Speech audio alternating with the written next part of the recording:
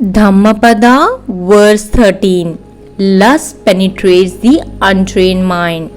It is quite necessary that a house should have a well-thatched roof. If the thatching is weak, rain seeps through the house. Just as the badly thatched roof lets in the rain, the uncultured temperament too is open to passions. The temperament that is not cultured is penetrated easily by lust. While residing at the Jetwana monastery in Savatthi, the Buddha uttered this verse with reference to THERA Ananda, a cousin of Buddha. Once the Buddha was residing at the Veluvana monastery in Rajgriha when his father King Shuddhodana repeatedly sent messengers to the Buddha requesting him to visit the city of Kapilavatthu. Accordingly, the Buddha made the journey in the company of 20,000 arahants to Kapilavatthu. On the second day, he entered the city for alms. By the recitation of this stanza, a man should exert himself and should not leave the life of heedlessness.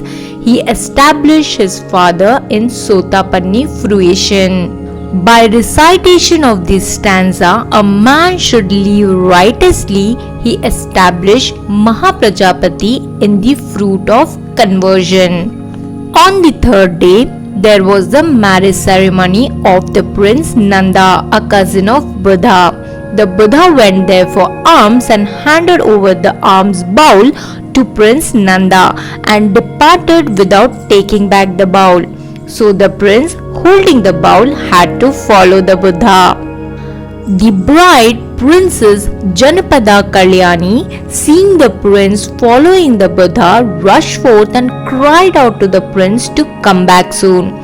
Buddha led the prince to the monastery and asked him, Nanda, would you like to become a monk? Prince Nanda's reverence for the Buddha was so great that he refrained from saying no and said instead, yes, I should like to be a monk. Thus, at the monastery, the Prince Nanda was admitted into the order as a bhikkhu.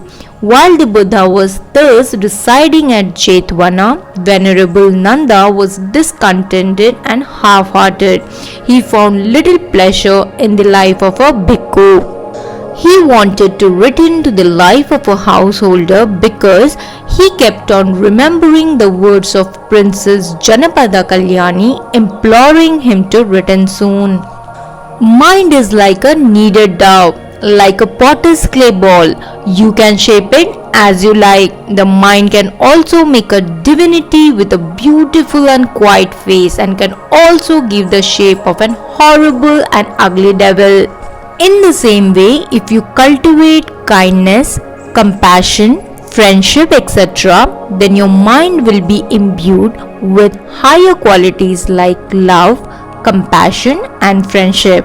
If you sink your mind with passion, wickedness, attachment, envy, greed, you will be like an animal.